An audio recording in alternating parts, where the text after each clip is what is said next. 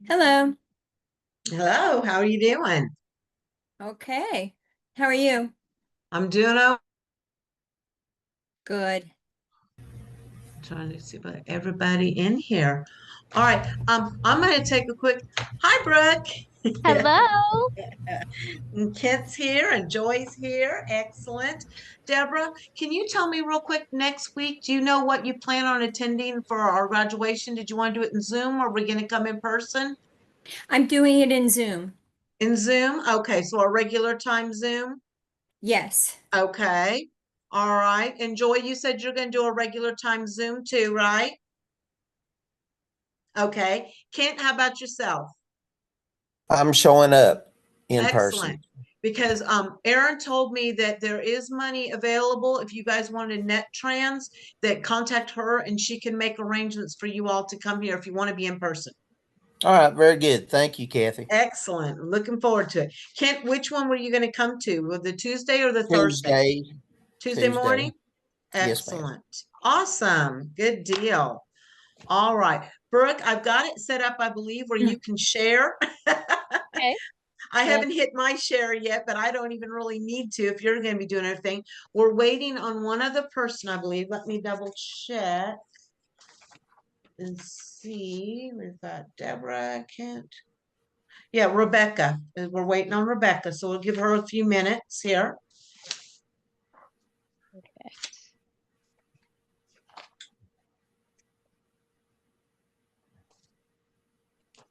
All right. I'm going to try to share my screen.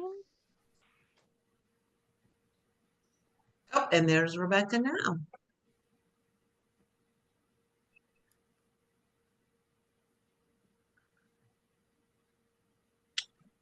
Okay. Are you able Yep. to see that? Yep, Okay. I can sure see that.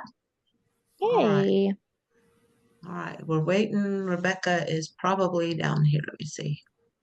Hi, Rebecca. Can you hear us?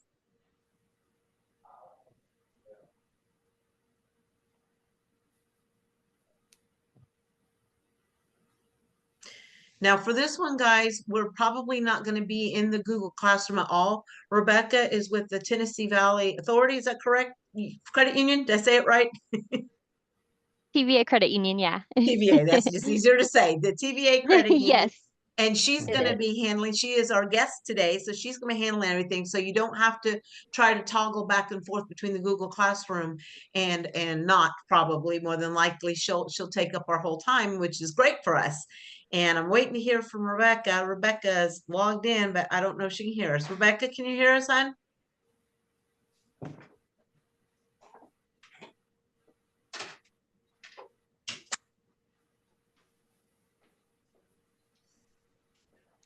Or maybe give her a minute to see if she's trying to figure out her phone/computer issue.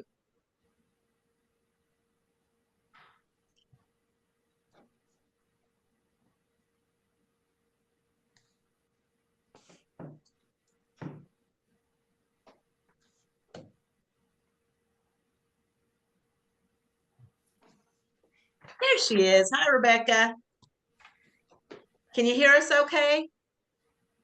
You're on mute, so I can't hear you. There we go.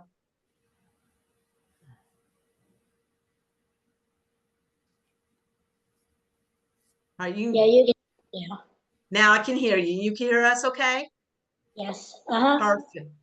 Okay, we have Brooke here with us today from the TVA Credit Union. She's coming via Knoxville, and she is going to talk to us about finances today, especially things that hopefully are relevant to us. That's what we're looking for. So thank you so much, Brooke, for joining us today. Yeah. Thank Hello, you for Brooke. having me. Hi. Nice to meet all of you.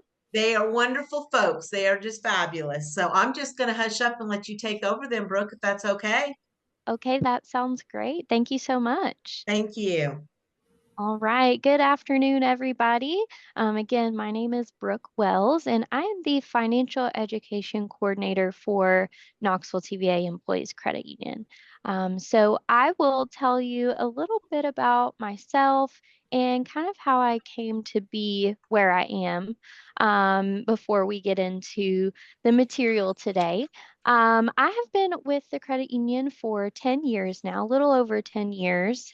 I actually started in our branches, helping our members face to face and really getting to know my community, getting to know the different financial issues that they were facing, and figuring out solutions for those issues.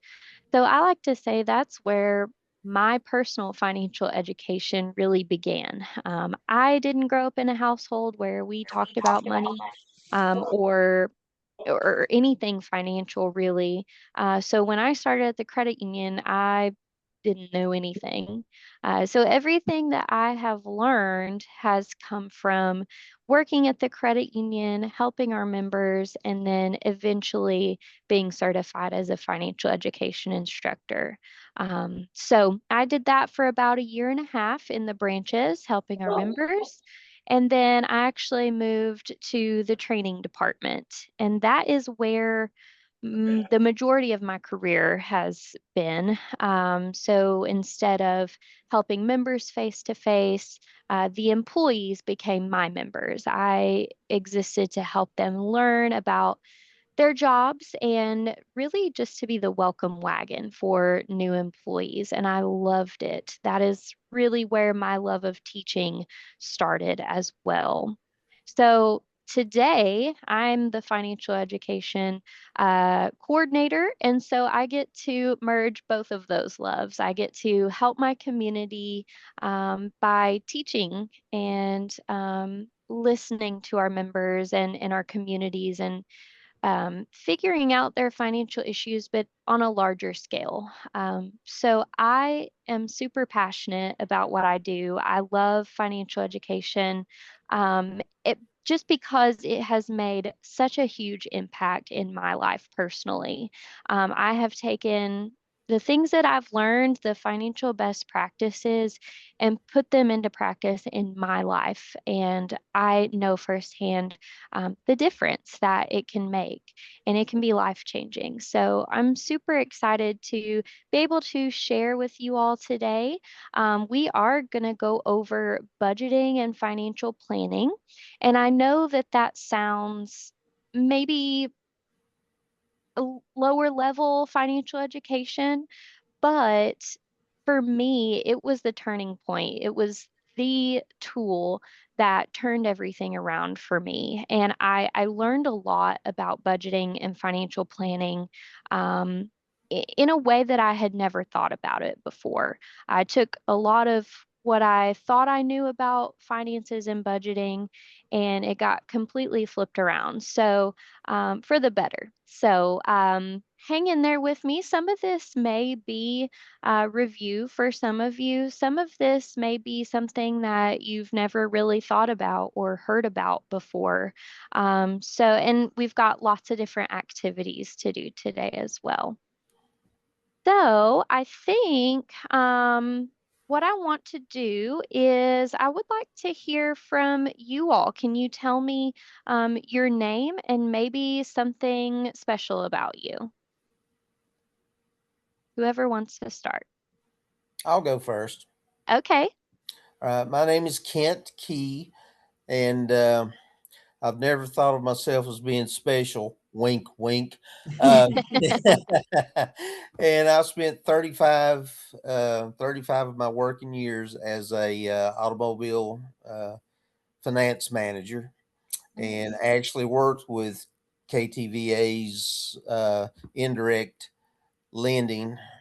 I love that. So very familiar with your programs and your setup, and you do have very, very wonderful people working for your organization. But had a little bit of a downfall health wise with a COVID.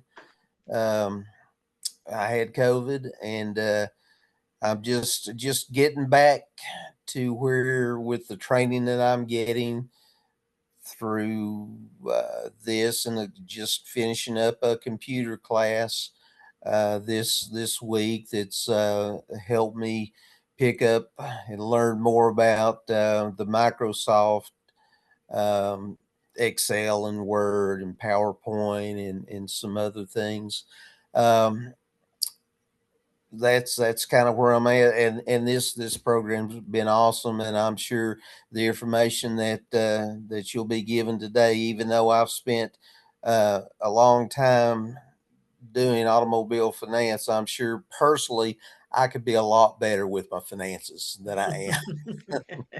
That's probably Well, true of all of and us. yeah, that's what I was gonna say, everybody. I mean, my big thing is nobody has really grown up with formal financial education. Right. And so, there's a lot of best practices out there that maybe we've never heard of before. So, happy to have you, Kent, and thank you so Thank much you. for working with the credit union. We love our indirect lending program. It helps a lot of people. So I'm so glad you're familiar with us. Thank you. Now, Rebecca's also finance, so I think she's going to go next. Mm. Awesome. Okay. I'm Rebecca Brown, and I was a systems analyst for many years. And then I have an MBA in finance. Awesome. But I got caught up in those financial scams in the stock market and lost my money. So that's why I'm here. Nice. Yeah. Yeah, it can be I mean, even I recently almost fell victim to fraud. So, Well, see, it's what happened was that these financial institutions would give a price target way above $50 to $100 above. You think it's ridiculous. yeah. And as soon as that is met, their friends up their price, back and forth, back and forth. And I checked, and they own stock in those companies they're recommending. The Mm, SEC has looked at it for many years that it's illegal. Do they do anything? Nothing. And so you get caught up like pump and dump scams. mm-hmm. And Absolutely. That SpaceX that was just uh, IPO'd, I think that has been rigged. Uh, a few major hedge funds bought up big blocks of it. That way they could control the price and shoot it up. That should not have been allowed. Wow. That's crazy. Yeah, You are Rebecca's pretty good with her stocks. Yeah, you are so smart. I always look up to financial advisors. Maybe someday I'll become one, because you guys really know your stuff. So, um, well, welcome, Rebecca. Thank you for being Thank here. you. Joy, you want to tell us a little bit about yourself? Sure, just unmute me. I don't know what to tell you about me. I am 62 and or 61 and looking forward to retiring and working part-time in April, I think. And I want to learn how to invest because I don't want to work anymore, basically. Yeah. Not full time. I want to work, but I want to learn how to invest. So I'm glad I'm taking this class, and um thank you for being here. Yeah, thank you. All right, Deborah, you're up. Okay, in regards to budgeting and financial stuff, I used to hypothecate mortgages to different financial institutions and investor groups, speaking to them in large scale, traveled throughout the United States doing that and creating the documents necessary for it. So in regards to budgeting and financial stuff, that's what I've done. I just tried, that was before 2000, Kathy, so you know. I know. I'm like, Deborah, did we put this on the resume? No, because it was before 2000. So, All I guess right. that's it. Very cool. Thank you, Deborah. Thank you all for Mhm. being here. And you all know Kathleen. All Mhm. right. Well, thank you for having me. We are going to go ahead and get started. Can you all still see my screen? I can see it. Yes. Yes. Okay, perfect. So our bottom line for today, I always like to have a bottom line, and that is just if you take nothing else away from today, I hope that you see that budgeting is a tool that can help you achieve your financial goals and attain your desired lifestyle. And so we are going to dive into a lot of different topics, including some budgeting fundamentals. So again, a lot of this is probably going to be recap for you all, but it's good to keep our knowledge fresh and at the top of mind. So going over just some benefits of having a budget, some consequences of not having one, and then we're going to dive pretty deeply into financial goal setting. This is something that, again, it was one of those things that really turned things around for me financially and really positioned my mind and my heart appropriately when it comes to money. So we're going to dive into that, and then we'll get into the three components of a budget, which are income, expenses, and savings. So that is the lay of the land for today. Some tools and tips for this webinar. This is a workshop, so we are going to be doing some hands-on stuff. If you have pencil and paper available, definitely go ahead and get that ready. Just one piece should be fine. We're going to use one side for financial goal setting and the other side for budgeting. So if you've got that ready, you are good to go there. Also, we are going to be using some of the features of Zoom. Is everyone pretty familiar with how to use Zoom? This is our 7th week using it. Some of it's a Okay. brand new concept and others are very adept at it. So we'll find out. Gotcha. Yeah, absolutely. Well, I'll just go ahead and point out some of the specific tools we'll be using today. The first one and probably the most important is the chat feature. So I'm going to send you a message in the chat. It just says hi. So we are going to be using chat.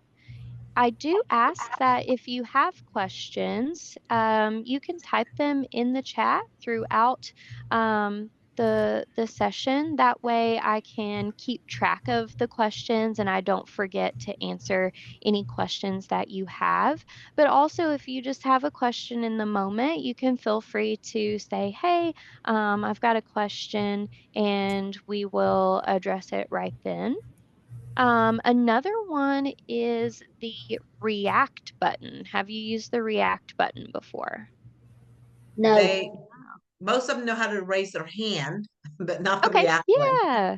Yeah, so also if you have a question, you can raise your hand as well. You can use the raise hand feature. But the React feature, if you look at the bottom toolbar of your screen, you should see that you have your audio and video settings on the left-hand side. You've got the participants, so you can see everyone. You have the chats feature there. And then right next to the chat feature is a heart shape, and it says React. If you click on that, you've got lots of different tools here. You've got a balloons, you've got a rocket ship, you've got a thumbs up, crying, laughing, ta-da, and a heart. Deborah, Yes, ma'am. All of a sudden, I had a loud buzzing and now nothing. Oh, are I don't know you? if you can hear me. I I can't can hear hear you you. anything. You can't hear us? Barely, I can pretty much Okay. figure your lips, but that's it. All right. I can't hear you. I don't know what to do. It was fine until she clicked onto something. I heard a buzzing noise and then nothing. Never happened before, so I don't know what to do. I'll try and make the volume go up.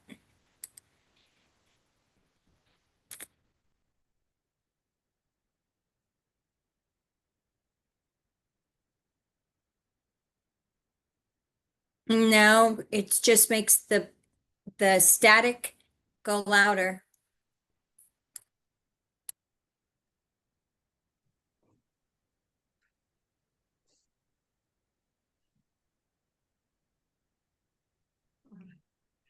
Joy, did you have a question or a comment?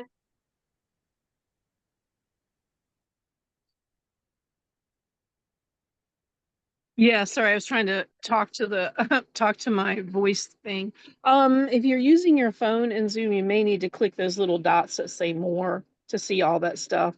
I was like, what are you talking about? But it's Yeah, in the yeah, that's they're all. condensed. Yeah, but we've lost, Deborah can't hear us anymore, so that's kind of concerning. It was nothing that Brooke did. So I'm trying to figure out what happened to her. Because we can hear her, but she can't hear us. Hmm.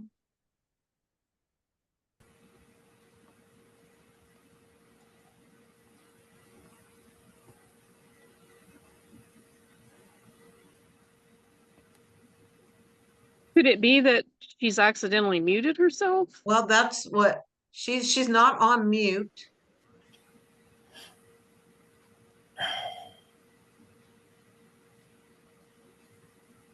Actually, what I meant to ask that she's accidentally muted you. I didn't accidentally touch anything. My hands were not touching anything when that happened. So I can Okay. hear a little bit, but faintly, but I wasn't touching anything. When the instructor clicked onto something, static happened at the same time. And then I can't hear anything. I mean, barely if I come all the way up, and I've got the volume. I just changed the volume all the way to as loud as it goes. Can So you I don't turn know your what to do captions anything on? else other than Oh, that. sorry, I was talking over you. Can you turn your captions on, or are they already on? Your captions? There's a button that says CC. It says CC. If you turn that on, it should show the words. Where do I look for that? At the bottom along the toolbar, it says CC. No, I don't have anything that says CC at the bottom on the toolbar.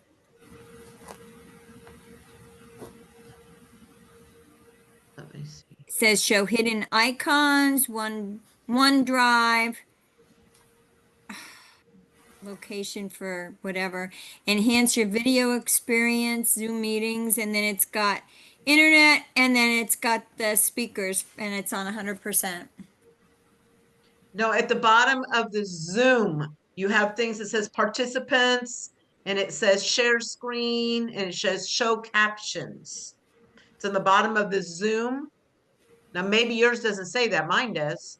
I've got to show. I have Maybe more. Let's see. More. It shows settings, show captions. There you Got go. it. Click that, and maybe it'll put words for you. I can read that. Perfect. All right. Thank you. Thank you. no problem. Thank you, everyone. Right. We always Wow, do this as a group. teamwork. I love it. That's amazing. All right, Okay, Brooke, back so to you. yeah. So just to recap that a little bit, using chat if you want to send your questions there, or you can use the raise hand option, or you can use the react option. I may ask for some reactions from you in just a little bit, but those should be all the features that we're using today. Next is engage. So I'm going to ask you to do a few activities with me. And this is for all of us so that we can all be engaged in this session together. And this is just to help you kind of put your own financial planning into perspective and maybe think about things that you haven't thought about before, which kind of leads me into the next one, which is to have an open mind. So just keep that in mind. Keep your hearts open to learning something that again maybe you've never thought about before, and ask questions. Again, if you want to send them in the chat, you can, and maybe Kathleen, you can help me monitor the chat just so I don't miss anything. Sure. Or just feel free to shout it out. I'm good with whatever. Any questions so far? No. Perfect. Okay, let's keep going here. All right. So first question is, what is one financial question that keeps you up at night? Um, Anybody who wants to share, please feel free. This helps me get to know what is concerning to you, what you already know, what your thoughts are about money, so that I can tailor this going forward. So anybody that wants to share, please let me know what's one question about finances that keeps you up at night.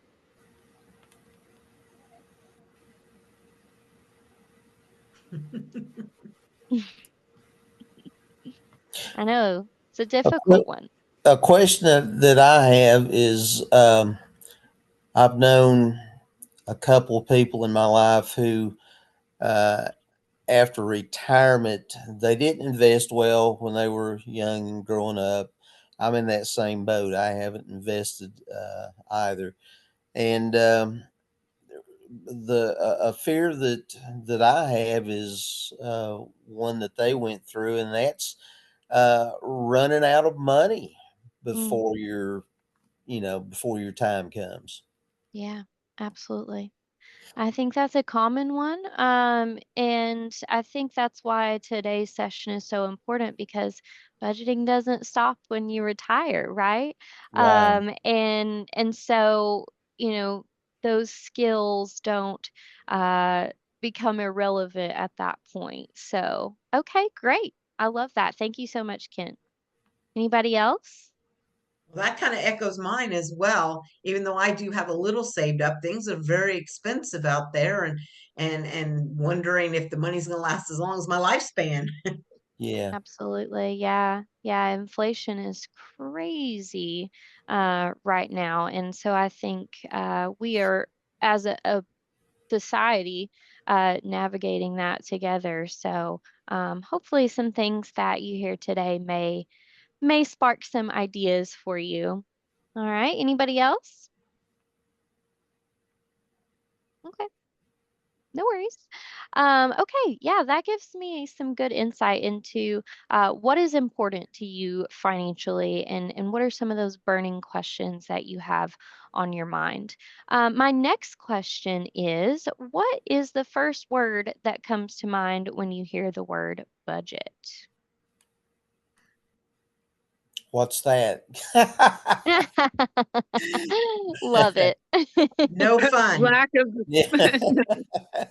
lack of Yep. disposable income. It's Yeah, not Yes, a yes. word.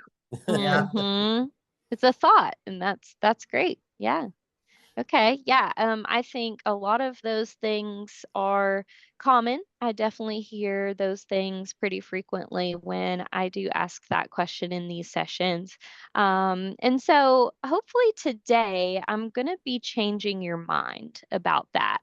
Um, and I think, we as a society, we come to the table with all different kinds of viewpoints on money and budgeting because we've developed attitudes and habits toward money based on our experiences that we've had in our lives.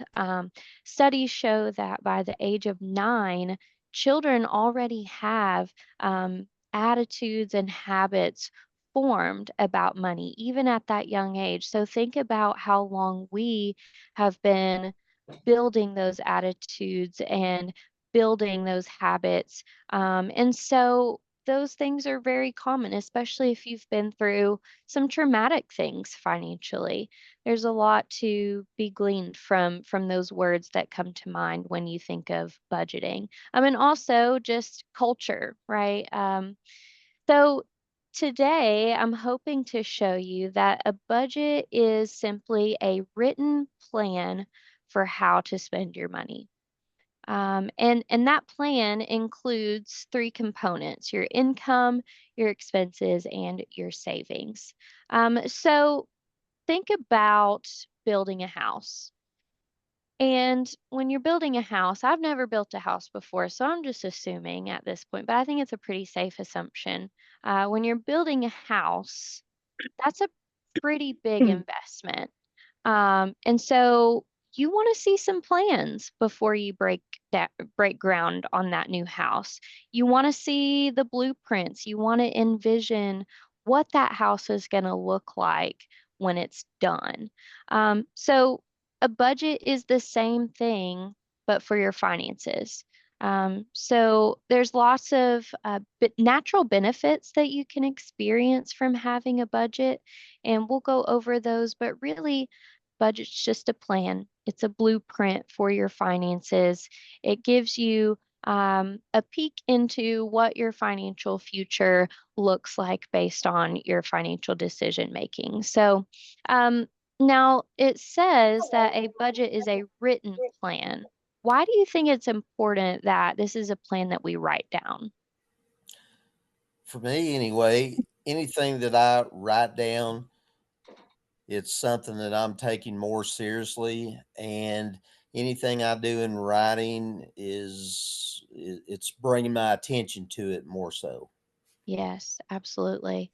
That's one of my big ones too. It takes my idea of what my budget is and puts it on paper or on a spreadsheet or on an app where I can visually see, you know, does this match what I really thought my budget was?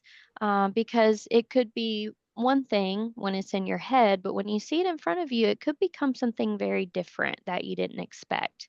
And it really solidifies this plan. So yes, I completely agree with you. What's another reason that we need to have this plan written down? It can help us um, plan our finances. It will give us a way to um, put together savings. It gives us an idea of where we may be wasting money. Mm, yeah. Absolutely. I agree. And it gives us something to refer back to as well. We don't have to memorize anything. We don't have to keep it all up here. It's right in front of us. We can refer back to it. And it can keep us motivated to reaching our financial goals as well, our savings goals. Awesome. Okay, so I've talked a lot about those benefits. What are those benefits? Number one benefit, and actually the number one goal of a budget, is to help you save money. Um, so by saying that, it helps you save money because you have a better understanding of what you're bringing in versus what you're paying out every month. If you don't have that understanding, like you said, Kent, there are probably areas where you may be wasting money or money may be flowing out that you didn't realize.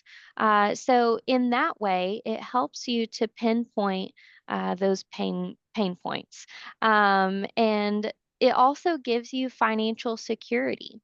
Let's go back to the house example. If you are building this house and you've got the blueprints in front of you, and everything seems to be going well, then that's probably going to boost your confidence in the fact that this house is going to be built well. It's going to give you, having a budget is going to give you financial security. It's going to make you more confident in your ability to handle your finances and your ability to handle things that maybe you weren't expecting. Some of those emergency type situations, and we'll touch on those as well. It helps you to reach your financial goals. And really, we're going to dig deep into this one because this is the foundation of all of your financial decision making. Your financial goals can act as a compass and something that you can test all of your financial decisions against.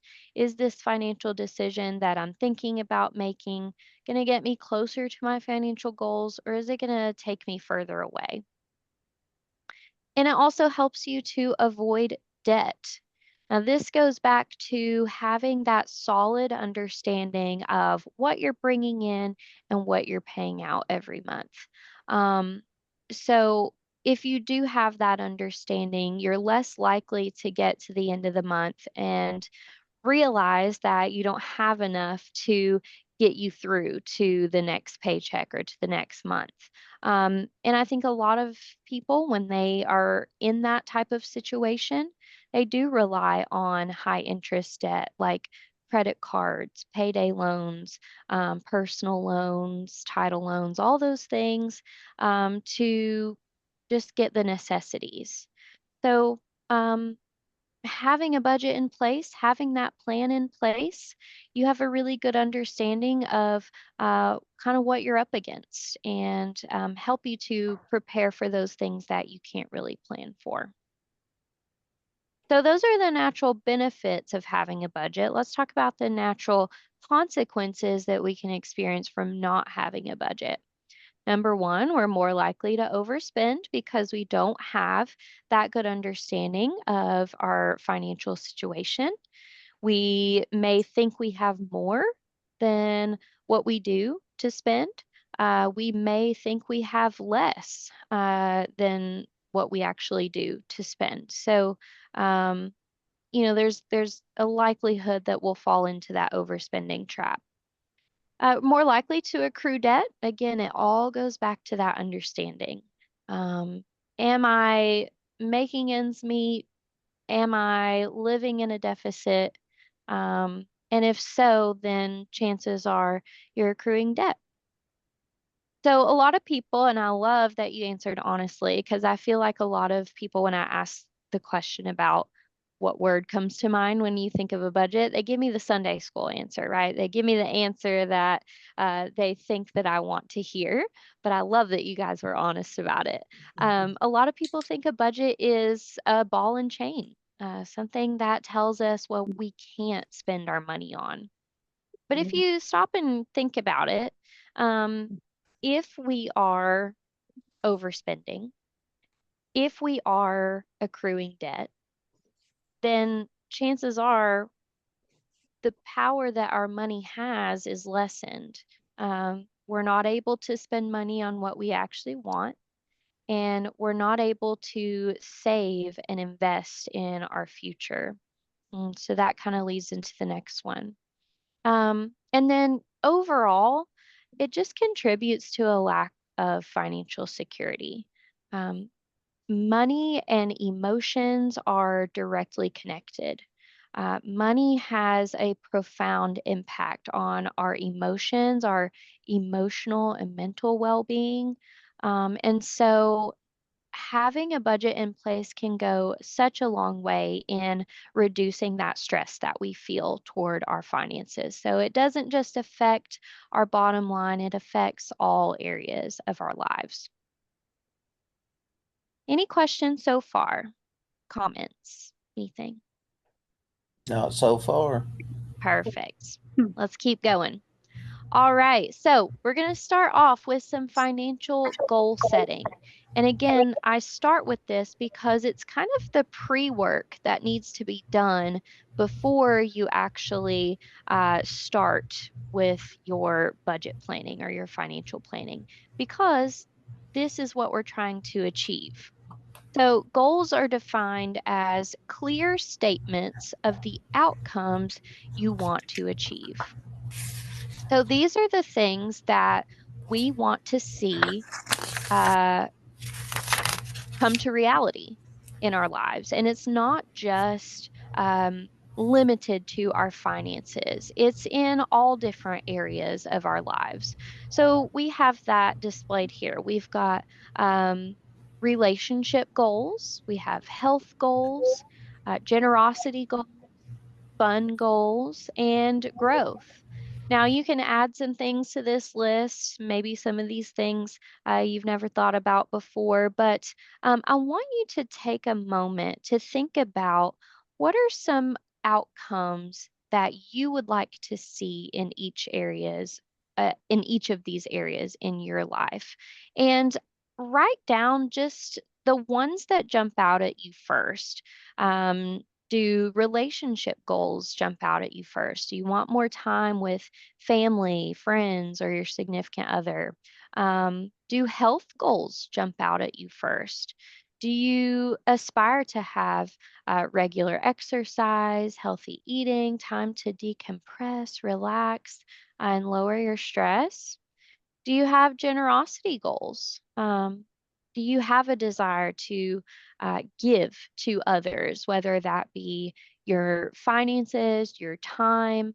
Do you have goals in that area? Do you have fun goals? Do you like to go on vacation, or is there something fun that you want to achieve, like a renovation or maybe a new car? Or do you have growth goals?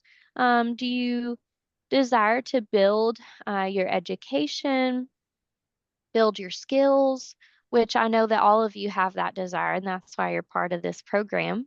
Um, do you have goals of increasing your retirement savings? Or do you have spiritual growth goals, dedicated meditation or prayer time, leading a support group maybe?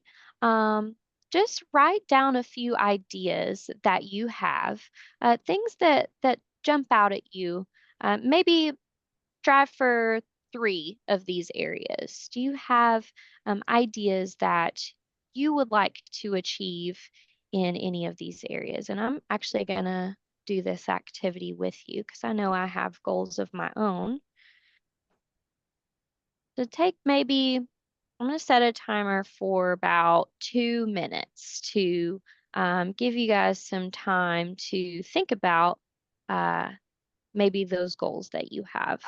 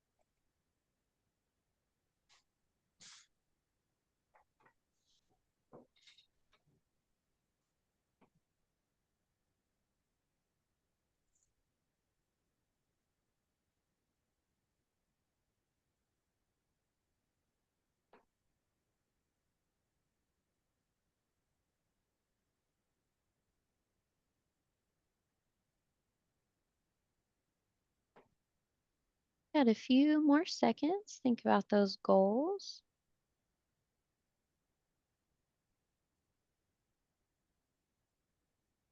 It's good to daydream about these things, especially if you've never allowed yourself to daydream about these things, or daydreamed without judging yourself and saying, oh, that's not possible. So thank you for indulging me in that.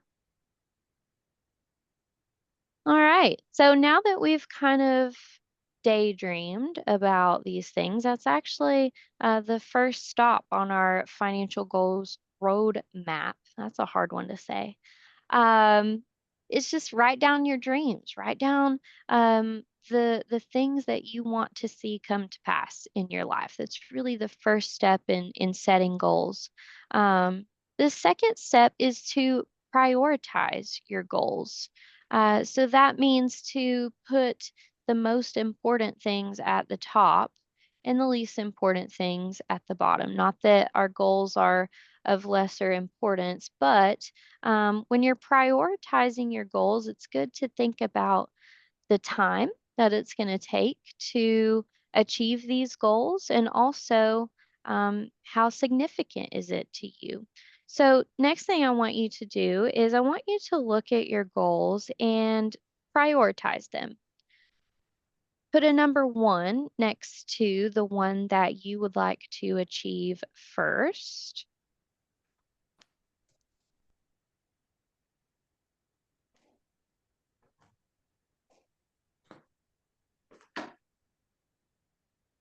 And then just do that for each of your goals. Put number 2 next to the one that you want to achieve next, and so on and so forth.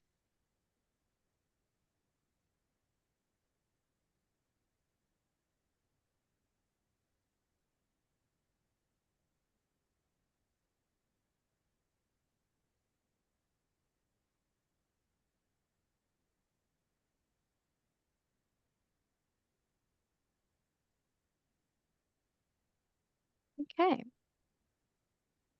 So we've got our dreams written down.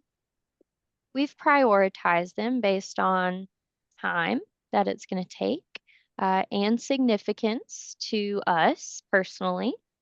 I'll share some of mine. So I had 3 goals that I wrote down. The first one is growth.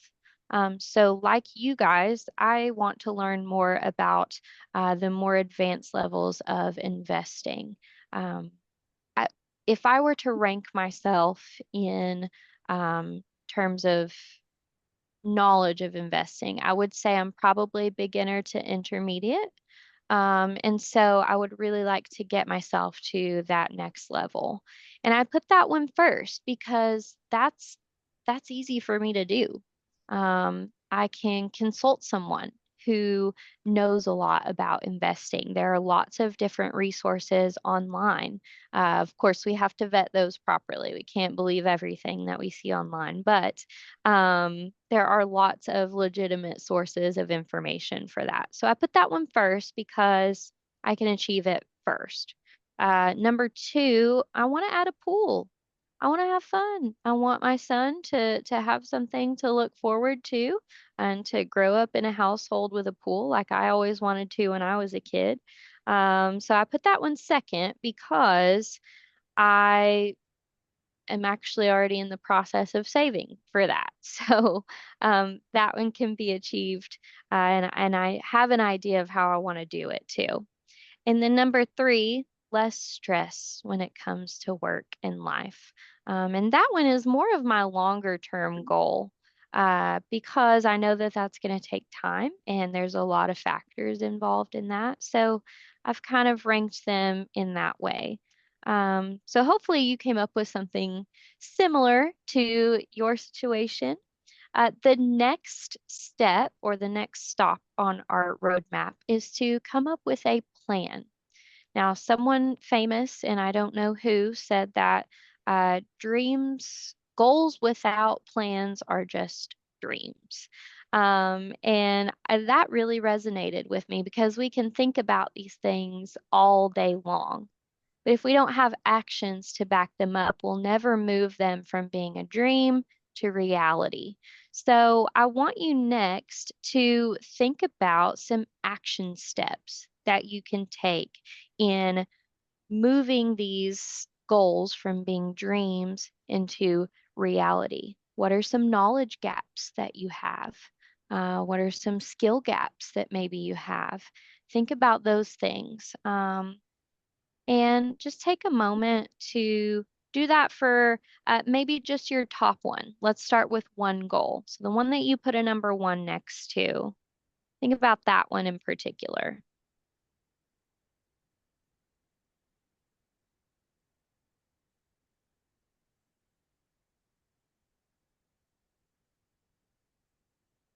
Just 2 to 3 action steps for your number 1 goal here.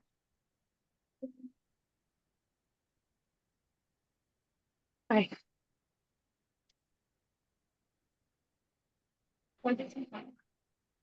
I'm sorry, I'm in the middle of a class.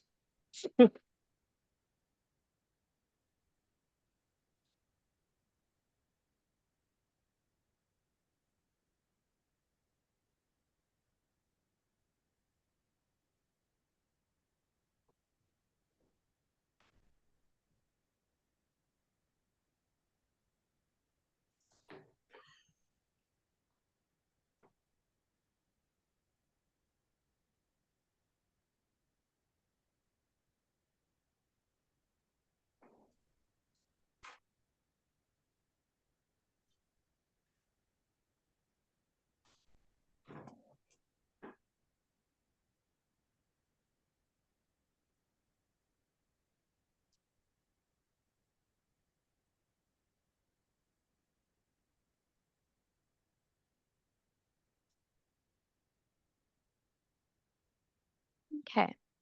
Once you have at least a couple of action steps, um, we've done all of this work so far so that we can turn this goal into a SMART goal. But really, the last stop on your roadmap here is to review your goals often. Our goals change over time, especially as our circumstances change. Our goals will change with them. So it's always good to reassess our goals and see if they still match the lifestyle that we want to live or the dreams that we have for our lives. So let's talk about how to turn this vague goal into an actionable SMART goal. So has anyone ever heard of SMART goals before? Ah, okay. All right. So SMART is actually an acronym. It stands for specific, measurable, actionable, realistic, and time bound. And so this is a framework that you can use to set clear, attainable, and measurable outcomes. So the idea behind this is you can, if your goal is to save $1,000, well, what do you want to save that $1,000 for? What do you want to do with that $1,000? How are you going to get there? It's going to help us to write a goal that's going to be clear and something that we can actually follow. So let's start with specific. Make your goals clear and specific to give you motivation to start and momentum to stay on track. Now, for me, I don't know about you, but once I get started, I'm pretty good to go. It's just taking that first step, getting started, that is hardest for me because I get decision fatigue, right? I think about all the possibilities, all the different solutions, and I get stuck in this loop where I'm just chasing my tail. So actually getting started is the hardest part for me. But if I can make my goals specific and um, give my goals a purpose, then it helps me to get started easier and to stay on track to reaching that goal. Measurable. So, measurable goals can be tracked, allowing you to see your progress and to keep you motivated to reach your goal. I'm also one of those that I need to see tiny wins to keep me on track and to keep me motivated. So, setting milestones for my goals and being able to check the progress on my goals, it really helps me to keep going, especially when things get hard or when I get distracted and I see something that uh, I want, but doesn't really get me any closer to my goals. So making them measurable and checking that progress helps me to stay on track. Actionable, actionable, excuse me. So actionable goals ensure the steps needed to accomplish your goal are within your control. And this is true for every goal. If your goal is to buy real estate, there are things that are within our control in that situation, namely our actions. And there are things that are outside of our control, like the market, right? So there, with every goal, there are things that you can control, there are things that you cannot control. So setting steps, actionable steps for this goal can help you to focus on the things that you can control and maybe roll with the things that you can't. Realistic. Make your goals realistic to avoid unnecessary stress and feelings of defeat. So, if my goal was to save $1 million by the end of the year, I'm probably going to feel pretty sad when the end of the year comes around because I'm not going to be anywhere near that. But if my goal is to save $1,000 by the end of the year, that is well within my control, and that's something that I can actually achieve. So setting those small goals at first can be helpful, and you can always build or expand on your goal. time bound. Setting a completion date for your goal can keep you focused and give you something to work toward. So I am a deadlines person. I need someone to tell me this is due at this time, because again, that decision fatigue keeps me chasing my tail. If I have too long of a deadline, I'm not going to be reaching that goal in a timely manner. So giving myself a deadline, you can always move this deadline if you need to, but just having that date in mind can keep you motivated because you know when the end will be in sight. And it gives you something to look forward to. When you reach that goal, you can celebrate. You can do whatever it is that you want to do that you were saving up for. So, this is a really good framework to use, not just for financial goals, but for any goal. So, let's look at some examples of general goals versus well written SMART goals. So a general goal might be, I want to have more money for vacation. Okay, great. Um, but does that sound as good as I will have saved $5,000 by June and will reward myself with a trip to Niagara Falls with my friends? Now that's very specific. You know where you want to go, and by knowing that, you can figure out how much you're going to need to take that trip. And you can set a date for that trip to keep you on track and to keep you excited to reach that goal. Um, Second one, I'll try to invest more. Do or do not, right? Master Yoda said, there is no try. Um, you could say, I will take a class on investing and find a trusted advisor by my birthday this year. That's a really great goal. Uh, you want to do something and you set a time frame to do it, and that gives you, again, something to look forward to. Um, Last one, I'll pay my credit cards and hospital bills. Okay, by focusing on keeping my expenses low, that's an actionable goal. I will pay my $4,200 credit card bill in full and clear my hospital bills from my credit by the end of this year. So you can see there's a stark difference between these general goals and these well-written goals. I don't know about you, but these well-written goals would keep me way more motivated to get started and to keep on track than the general ones. Good so far? Mhm. Okay, perfect. All right.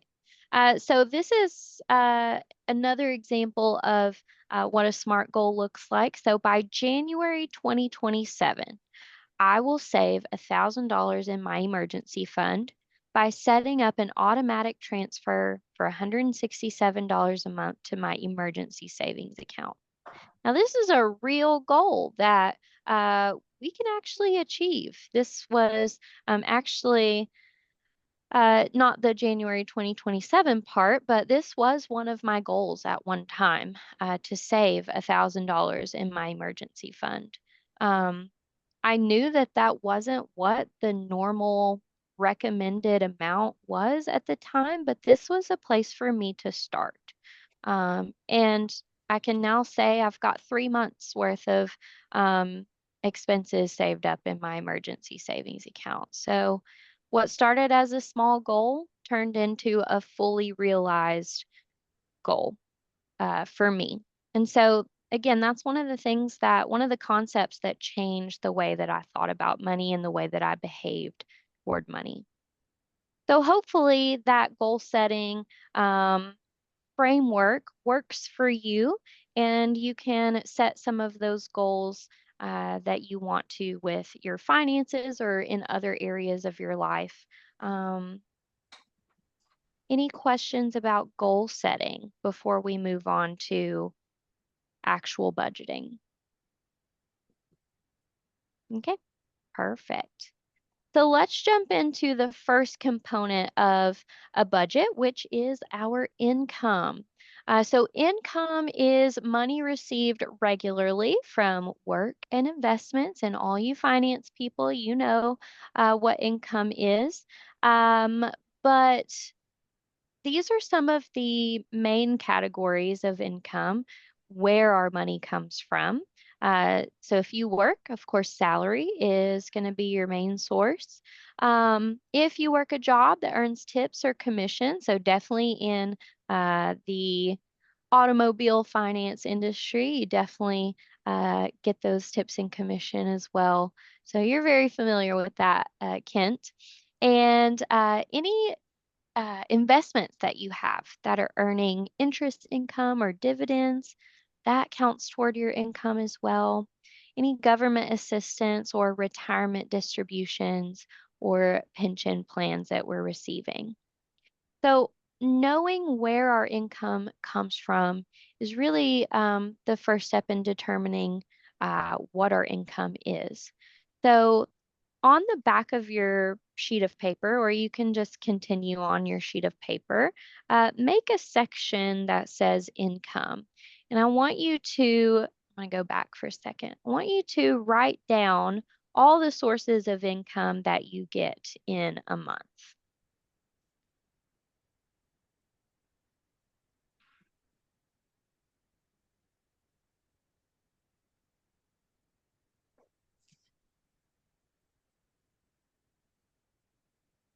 Now, if you live in a household where there's a dual income, uh, I want you to write that down too, just because that's going to contribute to our overall household income.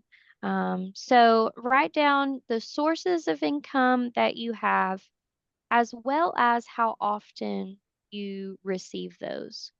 So if you get paid monthly, bi-weekly, every week, whatever the case is, write that down for each of your income sources.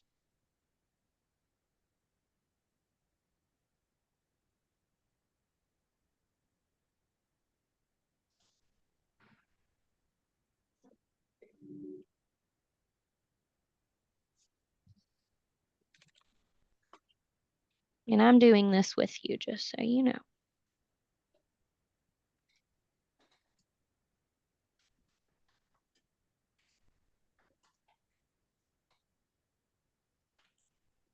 Okay.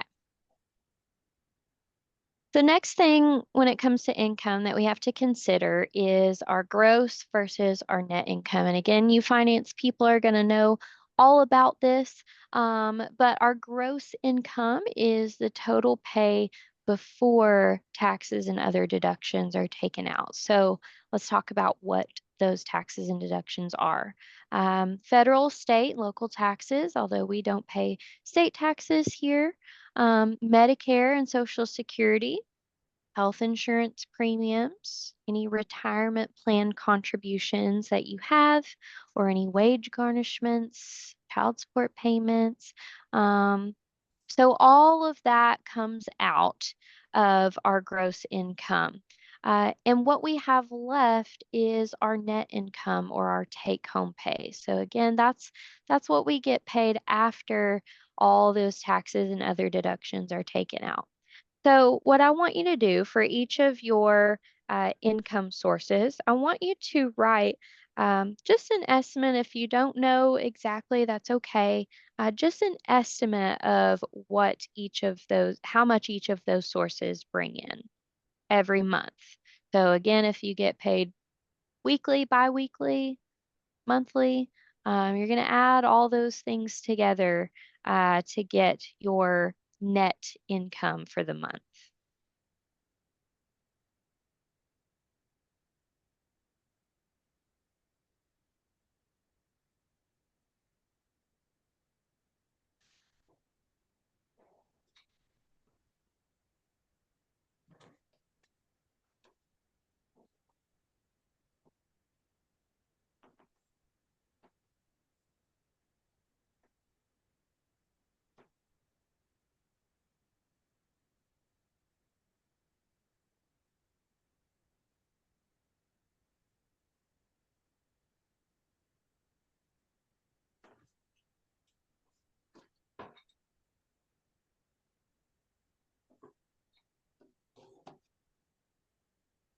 All right. So that is what we have to work with our budget. That is what we have available to us, and we've got to make that work. So there are some techniques that you can use to figure out how you're going to use that income. And so I'm going to cover 3 of the most popular budgeting techniques and kind of figure out what that might look like for you. So the first one is the 50-20-30 rule. Now, this one's really popular in the personal finance world right now. The 50-20-30 rule says that 50% of our income should go to our needs, 20% of our income should go to our savings, and 30% should go to our wants. So let's break that down and put that into an actual budget. So let's say, and we're just keeping the numbers easy here. So let's say we bring in $2,000 every month. We split that right down the middle. That would be $1,000 going to our needs.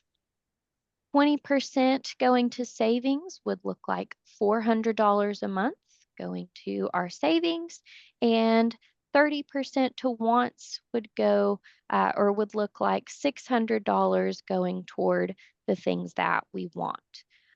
So I think this is a good starting place. It gives us a good visual of what our budget would look like in a perfect world, in an ideal world. Um, it's a good thing to show that I like to show to uh, my high schoolers because we're kind of building their understanding of what their budget should look like. But for us as adults, our budget may not look exactly like this, but it's a good kind of visual to see maybe what our budget could look like. Another technique is the pay yourself first technique. So this says that when you get paid every month, the first bill that you pay is actually to yourself into your savings. The second bill that you pay is all of your actual bills, and then whatever's left over is your spending money. So let's take a look at that. So again, keeping the numbers easy, we've got an income of $2,000 a month. We have 200 immediately going into our monthly savings. And that your monthly savings is going to be according to whatever your financial goals are. So kind of throwing it back to our financial goals. Then we've got our bills of $17.50 paid every month, and we've got $50 left over that we can spend. So again, that's just to keep the numbers easy. But it's a good way to prioritize our savings, to prioritize reaching those financial goals that we set. And then one of the best tools that we can use to pay ourselves first is different types of bank accounts and account automation. So if you didn't know, you can set up different savings accounts to kind of organize your money. Mainly for our emergency fund, you want to have a savings account for that. You want to have savings account for different short-term savings like vacation, Christmas, a new car. And you can use savings accounts to earn interest while also keeping your funds liquid or available at all times. And then your spending money goes into a checking account. I like to view the checking account as a hub for all my finances. This is where my direct deposit goes into, and from there I can pay my bills and set up automatic transfers to go into my different savings accounts. So I've got an example of that over here on the right. If you don't have direct deposit, definitely check and see if wherever you're getting your income from, if they have that option. It's the safest way to get paid because it goes directly into your checking account. You can also set up bill pay so that when you get paid, your bills get paid automatically. That way you don't have to worry about missing any payments, incurring any late fees. And you can also set up those automatic transfers. First one I would recommend building is that emergency fund, and we'll talk about that in just a little bit. But if you have a fully funded emergency fund, setting it up to where a little bit comes out every time you get paid and goes toward those different goals that you have. So mine, when I get paid, I have a little bit transferred to my Christmas savings account, my vacation savings account, my son's education account. So there's lots of different automatic transfers that you can set up there as well. And that's a great way to prioritize your savings with that pay yourself first And Rebecca, technique. did you have a question? No, Oh, okay. Sorry about Oh. that. So I use the pay yourself first in addition to what's called zero-based budgeting. So this is when you assign every dollar that you make to an expense, including your savings, all the way down to $0. And I know $0 sounds scary and it gives me a little miniature heart attack every time I look at it. But once you understand kind of how it works, it makes a lot of sense. So again, keeping the numbers easy, we've got a monthly income of $2,000. Let's say all of our expenses, including paying ourselves first with those monthly savings, all that adds up to $1,900. So that leaves $100 left over. Now, I don't know about you, but if I see money just sitting in my checking account, it's going to get spent. And that's fine if that's what you want to use it for. But give that surplus a purpose, whether that be spending money.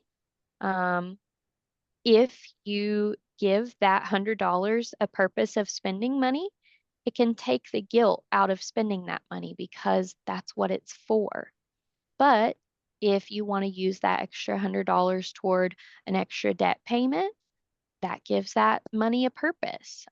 Or if you want to put that extra into savings, again, that gives it a purpose. So giving every dollar that we make a purpose really helps us to understand where our money's going. So I use this in addition to the pay yourself first as my personal budgeting techniques. All right. Any questions on income? So we know where our money is coming from.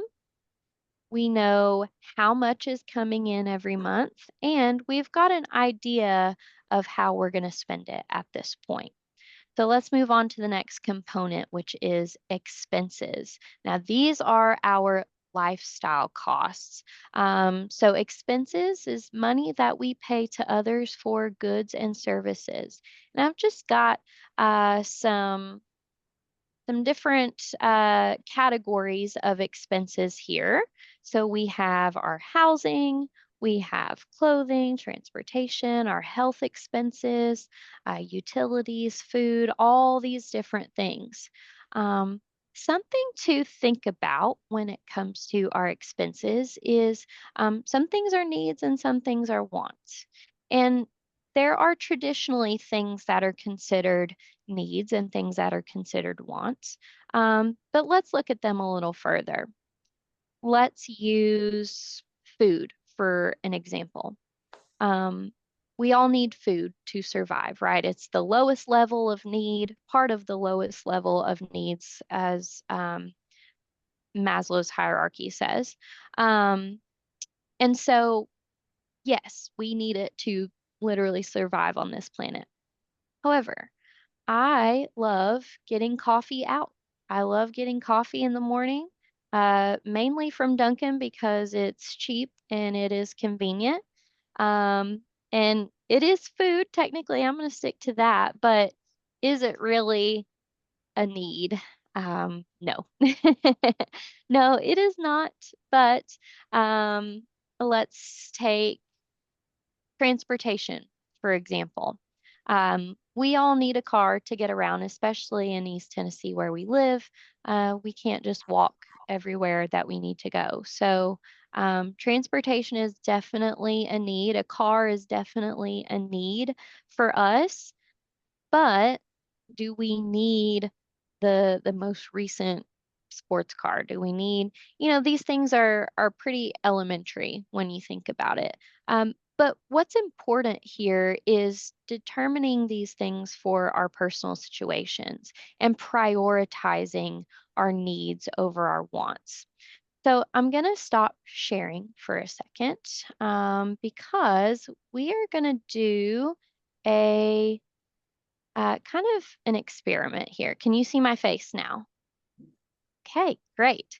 So I'm going to move you down a little bit. We are going to look at my desk for a second. And here I've got 2 jars. And I don't know if you can see, but these jars say budget. So these jars, we have to fit all of our expenses in these jars and be able to close the lid for us to stay out of debt. Because if anything is out here in this area, that's going to be considered debt. Okay, so we've got our 2 jars here. We're going to simulate 2 different budgeting types. So also, I have 2 cups. These are our needs. So these big stones here, these are going to be the things that we need. Have 2 cups of sand here. These are our wants, okay? So these 2 represent, and you can see we've got the same amount of sand in each. And finally, the last is our savings, and that's going to be represented by these white stones here. So I'm going to get our 2 jars out. Again, these are our budgets. We have to make everything fit inside these jars in order to stay out of debt. So for this first jar, we're going to start and say that for us, our priorities when it comes to our budget is getting the things that we want in the moment. So we're going to pour our wants into our jar here. All right. All of our wants in the jar. We're going to shake it down here. Next, we've got to fit our needs in here. So these represent, let's say, our housing, food, transportation, utilities, all these different things. Let's just pour them all in here. But as you can see, we have no room left, and we have a few needs that were not met. We are not able to close our jar here. And so all of these things that we have here are considered debt because we can't fit them in the jar. We don't even have room for our savings, right? So let's look at another situation. Let's say we prioritize our needs first in this jar. Now remember, same amount of everything. We're going to put our needs into our budget here, our housing, transportation, food, clothing, all the things. We're just going to pour them right in carefully so I don't break this jar. All right, so that looks pretty full here. We've got all of our needs met.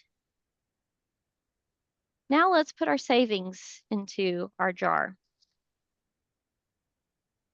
This is an important part of our budget and being able to reach our financial goals. Now, our wants are last. Let's pour them in.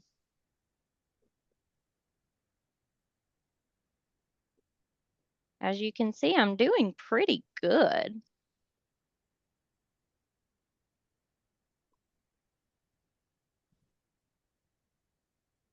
Let me shake that down, pat that down.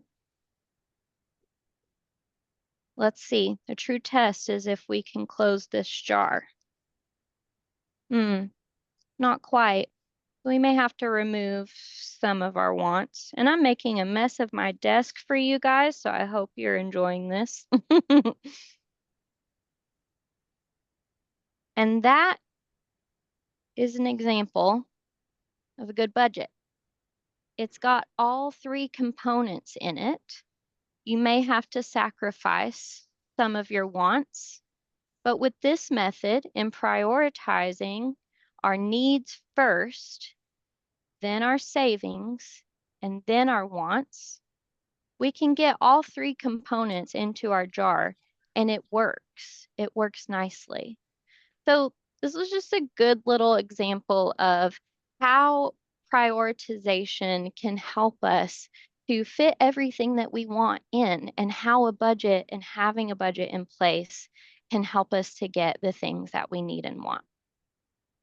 All right, I'm going to share my screen again.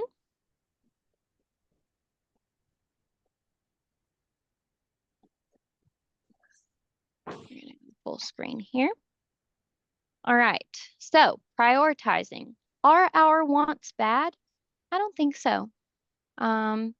If we can budget our wants, like we just looked at, it allows us to enjoy the money that we bring in. Life is about enjoyment, right? And if we can prioritize our needs and savings and still get the things that we want, that's the ideal situation. Our wants can connect us with others. So if we want to go out and get coffee with a friend or lunch with a friend or breakfast or whatever, and we're able to do that, then we're connecting with others, and we're not only staying within our budget, but we are taking the guilt out of spending that money, and we're able to enrich our lives in other ways. Recognizing our needs and wants can help us to make informed decisions. So being able to do that prioritization of needs and wants can help us to really make decisions that will be best and that align with our financial goals. And lastly, our wants can help us to clarify and achieve our lifestyle goals.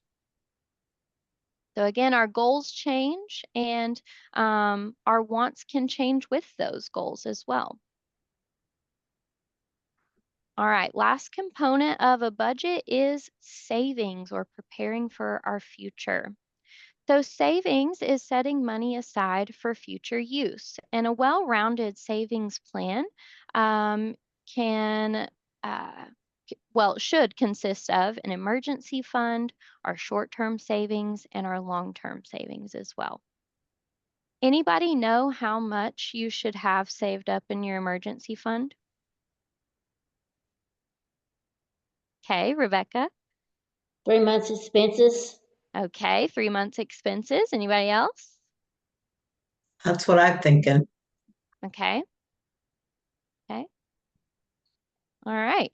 Yeah, so you are right on the money. A fully funded emergency fund consists of 3 to 6 months worth of expenses. Now, that is best case scenario, right? Anything is better than nothing. I always like to preface this part with that. Again, my goal started off as $1,000 in my emergency fund, and over time I built on that. So an emergency fund is a source of ready cash in case of an unplanned expense, an illness, or the loss of a job. Your emergency fund should be kept in a liquid account. So this should not be tied up in any sort of investment account or anything like that, because when emergencies come up, typically you need that money right away. So some good vehicles for your emergency fund is a high yield savings account. So this is a savings account that offers higher interest rates than traditional savings accounts while keeping those funds liquid or available to you. Or a money market account. These accounts offer higher interest rates than traditional accounts and provide easy withdrawal options such as check writing capabilities or debit card access. So again, you're earning some money on this money since it's just sitting there waiting for you to use it if the need arises. So you might as well be earning some interest on it. And then only use your emergency funds for events that are unexpected, necessary, or urgent. So medical emergencies, repairs to your home or your car, or sudden unemployment or income loss. This is not used for vacations, routine maintenance. That's the one I had to learn the most about. Because I always relied on my emergency fund as like my oil change money or my spark plug money or whatever. I don't know that much about cars, but no, that should be separate. Or holiday or impulse purchases. Those should be a separate savings account. Short-term savings. So the purpose of this is to set aside money for those fun things that we talked about. So vacations, Christmas purchases, if you have a hobby that you have to pay for, that's something separate. But that goes back to achieving our wants as well as our needs. And then our long-term savings, so retirement. So this is money set aside for future investments. And there are lots of different vehicles that you can use for this retirement. A lot of you may have some of these.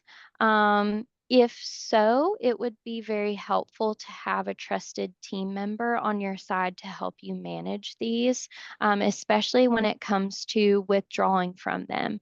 There may be taxes imposed, there may be fees imposed. So my biggest piece of advice when it comes to these types of accounts is to have someone on your side that you trust, that has the necessary training and certifications to help you manage these types of accounts. Last, I wanted to give you guys a free resource that you can use to either get your budget started if you don't have one, or to help you maybe rework it or revisit it to make sure it's still working the best that it can for you. You can scan the QR code if you want to, but also you can actually find this from the credit union's website as well. I'll show you what it looks like. This is GreenPath. We partner with GreenPath Financial Wellness to provide resources and free counseling to our members as well, free financial counseling.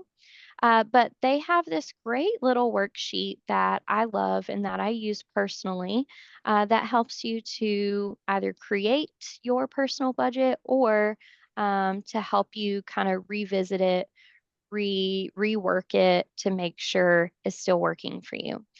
So for this one, it walks you through the steps of creating your budget, starting with that income that we talked about. So again, we're just going to stick with easy numbers here. Let's say we bring in $5,000 a month, plus we have a side job of I don't know, mowing lawns. Let's say we bring in $500 a month mowing lawns.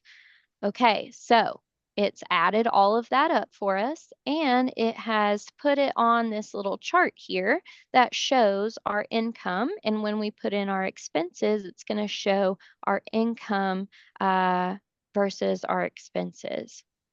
So scrolling down, step 2 is to calculate your monthly expenses. So going through and putting in all the things that we pay for. And I love this part because it breaks everything down into categories. So it helps you to think through everything that you're paying for, because I can't remember off the top of my head all the things that I pay for every month.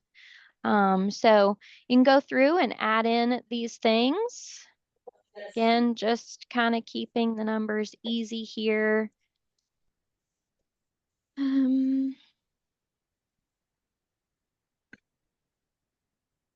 Let's go on to transportation and health. Oh gosh, this is a big one. I think I pay like $50 to fill my gas tank up every week, so that would be $200.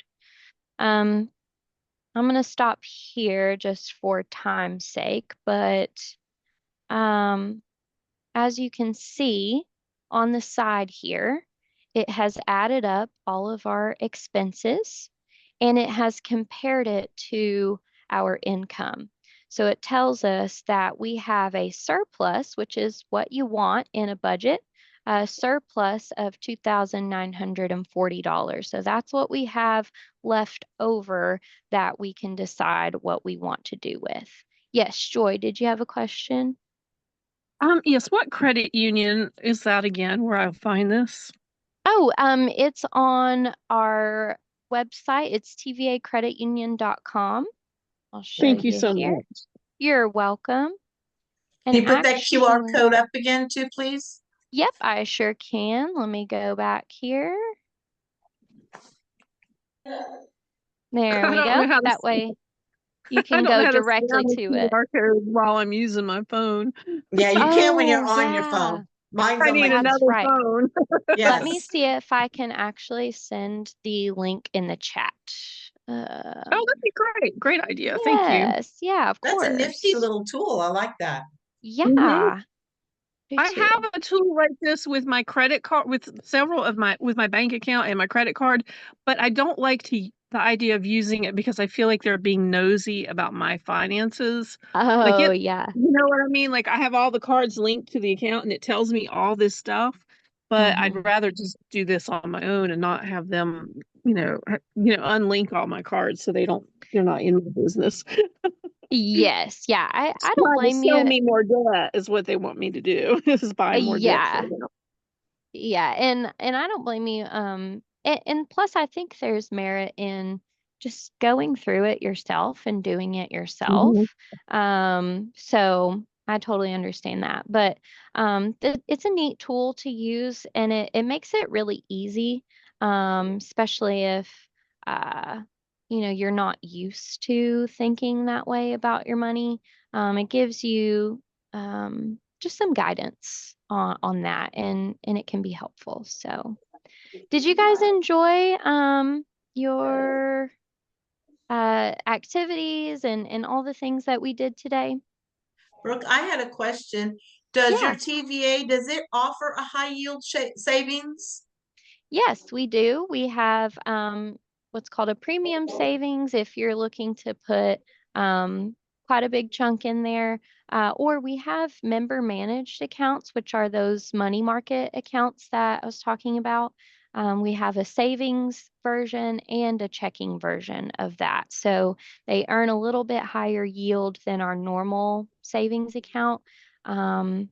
With no fees. That's another important thing to consider is you don't want to be paying fees for that because it just kind of negates Right. How much are they that. paying? What'd you say? Sorry, Rebecca. How much are they paying? What percent? Let's see here. I'm going to pull up the rates real quick. So the premium savings is 2% for every 25,000 you put in. The member managed accounts, scroll down to those. That is a tiered account. So for a minimum balance of 2,500, it's 0.55, 25,000, 0.6, 50, 0.7, 100, 1.75. So it's earning a little bit more than our regular savings, which is 0.15%. Okay. Good to Yeah, know. Thank you. you're most welcome. I know we are getting close to time. Anyone have any other questions before we end our session? Yeah, Kent, You're you're muted, Ken. muted. How about now? You're good. Yeah. Okay. I was always under the understanding that you would have like a savings account and a checking account. So financial institutions, they don't care if you have multiple accounts within their system. No, and I know that banks in particular, they the way they do theirs is you have a different account number for each type of account that you have. Um, with the credit union, we have one account number that is your main account number, and we have different what we call suffixes underneath those. So you can have multiple checkings, multiple savings accounts, all under that one number. Okay. And so I definitely utilize those to my advantage because I really like to segment my money. It helps me to organize my money the way that I want to. And it helps me to visualize how I'm doing on the various financial goals that I have. Yeah, I can see where that would help me um, put money in an account and not touch it, rather than having everything funneled into a checking or savings, and it being accessible for anything for any amount that you have in there. It would be less easy for me to save. Yeah. Um, so yeah, that Yeah. I just all these years, and I didn't realize that. That's good to know. It is, and it's super helpful, especially if you can set up those automatic transfers as well. It Yeah. makes saving so easy and just passive. You don't really have to think about it. It just does it for you. Yeah, and I've noticed that when you do that, you don't notice that it's gone. You kind of budget yourself to what you have remaining, and everything else goes in its direction, and it continues to build, and you don't miss it. And Yep, and that would be real helpful for me. I know. good. All right. I'm All right, Well, so Brooke, thank glad. you. we thank you. Does anybody else have any questions for her? All right. Thank you so much for having me. Thank I you. appreciate it. Y'all Thank have a you. good Bye, day. Brooke. Now, the rest Bye of you bye. Bye. guys on the Google Classroom, there are more links if you want to look at more financial stuff. There's stuff on fraud, especially like the grandfather and grandmother fraud, and identity theft, medical theft, power of attorney theft. There's different things that are geared to cautionary stuff for us, as well as credit score. And there's a little credit score quiz that you can take as well. So if she touched mainly on the finances, which was awesome, on budgeting, but there's also things that you should be aware of, especially with fraud and abuse, and like the romance thing where people can, you've got your long lost friend, and ultimately they're all trying to get money from you, and Right. ultimately they'll call, like they're saying they're from the sheriff's office or the IRS, and you have to pay them immediately. Anything like that, it gets scary. They do that on purpose. They get your adrenaline up, and you kind of freak out, and you kind of not think for a second. And so there's different things if you want to kind of read up on that. Most of us are smart enough to know, whoa, back up, call back that person, say, you know what, I'll call you later. Don't give in, don't give them gift cards and wire money and bring cash or anything like that. Most of us are aware of that, but there's a lot of those little links, as well as some information about credit scores, which some of us are not that up on either. And then next week, like I said, that's our last week. Rebecca, were you planning on joining via Zoom, or were you going to be in person? I think you said Zoom, didn't you? Zoom. Okay, that's why I thought. I just wanted to double check and see if you changed your mind.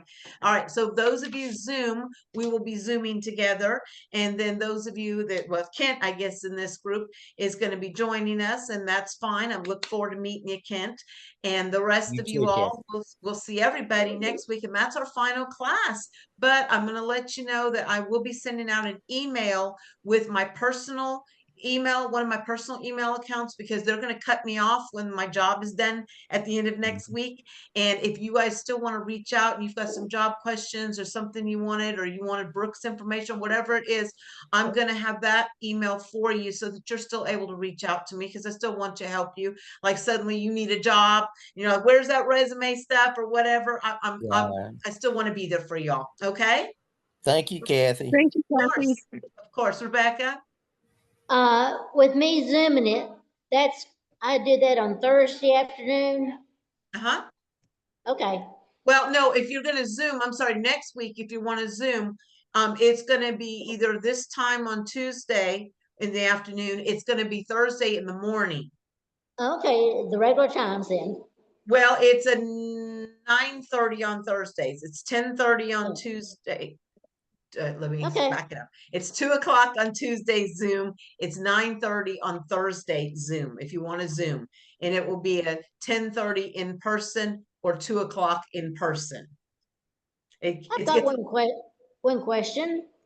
My resume looks real good, but when do I let the employers know about all my disabilities?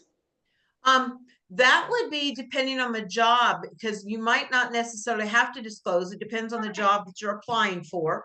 And I would go in, I wouldn't put that on a resume. I would go in and talk to them, because then they're going to be wowed by you.